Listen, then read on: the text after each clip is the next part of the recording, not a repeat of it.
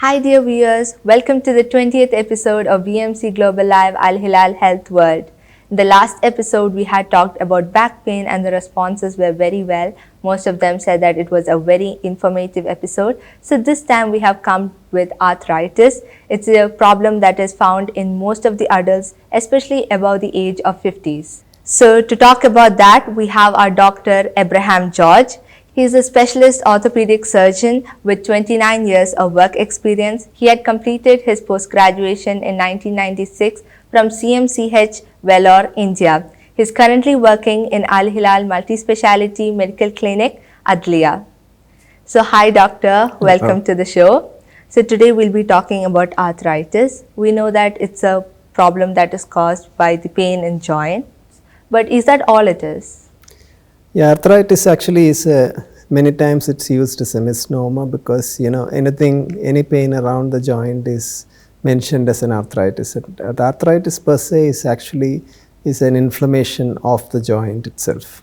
Okay. Like joint is where the two bones meet. There is a cartilage there, and when the joint is having a problem there, it is actually arthritis.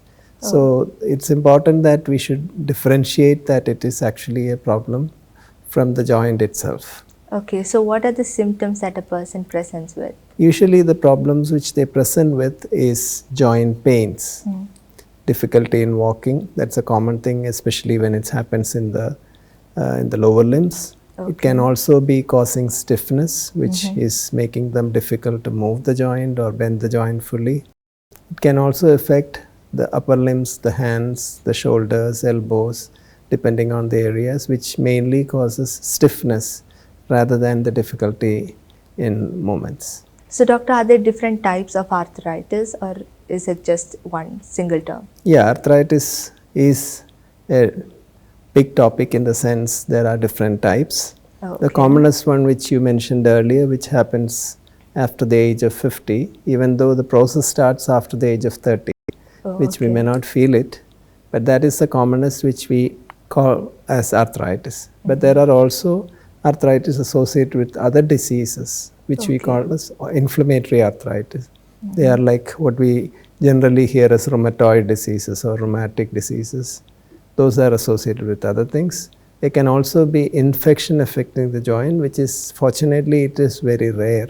But there are also things which are called metabolic arthritis, which you might have heard of, things like uric acid causing gouty arthritis. So these are the main things which we see. So does arthritis have a barrier between age groups?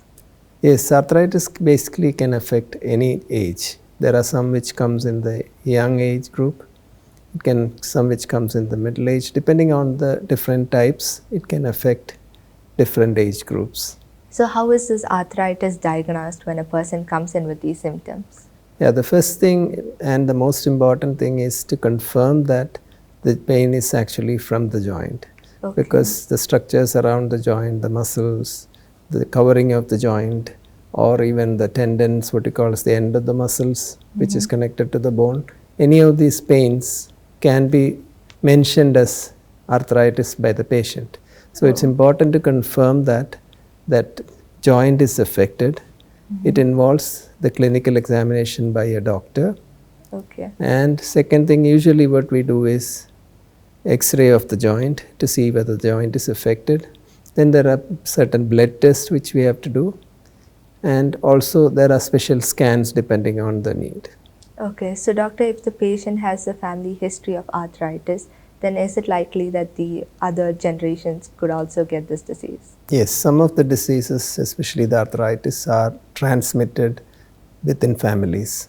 So you have a high chance of getting an arthritis or a joint pain if you have it in the family. But it doesn't mean it has to be from the family itself. So you can develop a new case for the first time, yes. So doctor, what are the contributing factors of arthritis? One of the commonest things which interestingly affecting this Middle East is vitamin D deficiency, which actually causes weakness of the bone, pain in the muscles, and in fact once the pain in the muscles starts, the muscles won't be able to support the joint, which leads on to an arthritic change.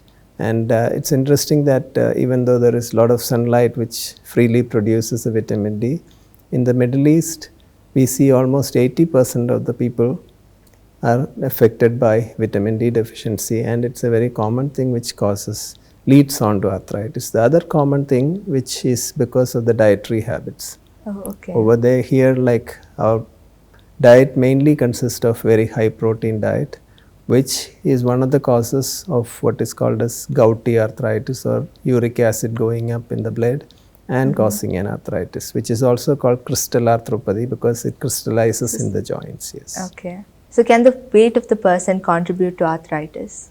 Yes, definitely there are two factors which is again coming to, especially in this part of the world, is one is overweight, which is a very common problem here. Okay. Even though we don't call it as a disease, obesity is a very common issue over here. The second, of course, is a lack of exercise. Okay. There are multiple excuses for not doing exercises. One, many of us spend a lot of time in the office, and by the time you reach back, you are too tired to do exercises. Second, of course, is weather. Okay. Because most of the time, they say it's uncomfortable to do any exercises. Yeah. But nowadays, they say now that we have these big shopping malls available, there is no excuse for that because you can go into any of those. Yeah. And interestingly, if you go to any of these big shopping malls, you will see a whole lot of people coming there just for walking or exercise. Yeah, true. So does diet play a role in the contribution of arthritis? Indirectly, yes, because many of these arthritis, like I mentioned earlier, what is related to obesity, which the root cause may be from the diet. Yeah. Second is what is called uric acid, which is actually a byproduct of protein intake in the body. Okay. So, which is also contributing to dietary intake. And the third thing is actually the lack of water intake. Oh, okay. Which is also one of the causes for arthritis to form, especially the uric acid related. So with diet, can we control the cause of arthritis? Yeah, it depends on the type of arthritis, and so that is why it's most important is to confirm by the test which I mentioned earlier, okay, to see what type of arthritis you have. Not all arthritis can be controlled with diet, but yes, there are a few which can be controlled with diet, and the diet helps in that. So there is definitely a role, but it's most important is to confirm whether the diet is required for this type of arthritis. Okay, doctor. So dear viewers, we are going for a short break now. You're watching BMC Global Live Al Hilal Health World. Please do not forget to like and share our Facebook page. Also like, share and subscribe our YouTube channel.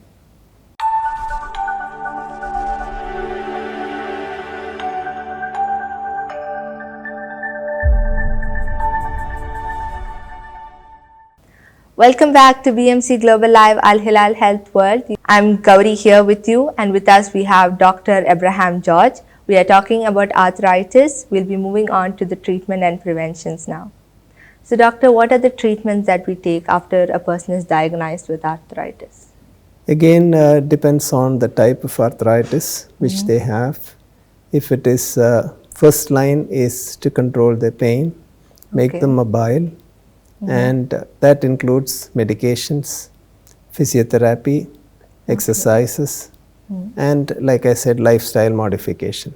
What I mean by lifestyle modification is that many people over here are in the habit of sitting on the floor or using too many stairs for exercise.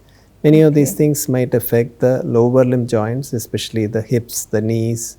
All those can be aggravated by the wrong lifestyle. Okay. So that is what I meant by lifestyle.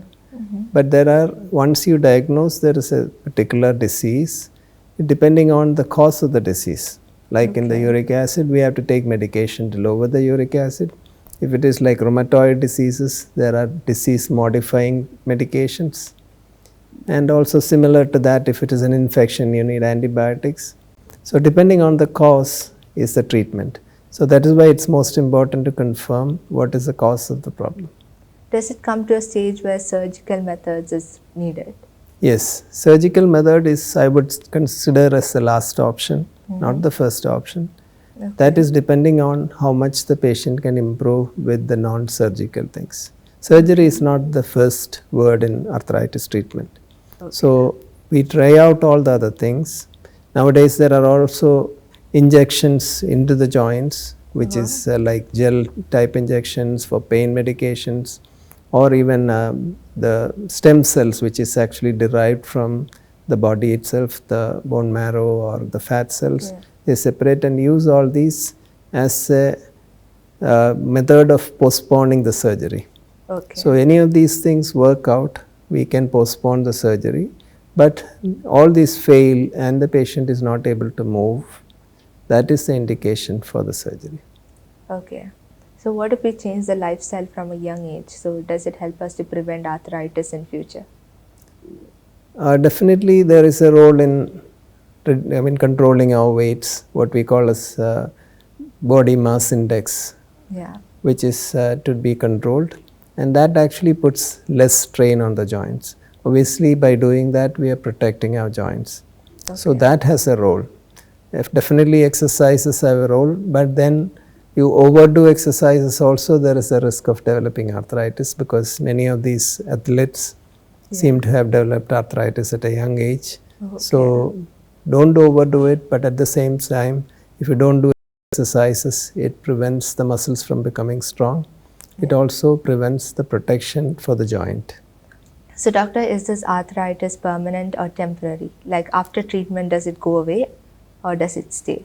Yeah, that is one of the things which I like to mention, because arthritis on its own doesn't mean it is a one type only.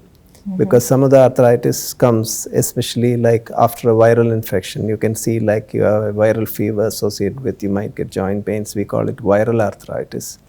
Those sort of things usually doesn't leave any permanent damage and they completely disappear. And some of the things which are what we call as acute joint pains, there are some which are called subacute, which means it is not too long, but at the same time it's a reasonable time, it's been there. Then what is called as chronic arthritis. Chronic arthritis is what we see most of the time in an elderly person, which has been continuing for years, and they don't get sufficient improvement from medications or other things. So depending on the time which is used, like the patient will have different type of recoveries also. So doctor, we had talked about the surgery, but what are the surgical options that are available? Yeah, now the surgical options available are mainly joint replacements. Other than what I mentioned earlier, like the injections, pain reliefs. Other than that is the surgical options where the end of the bone is changed. It used to be very common in the hip joint.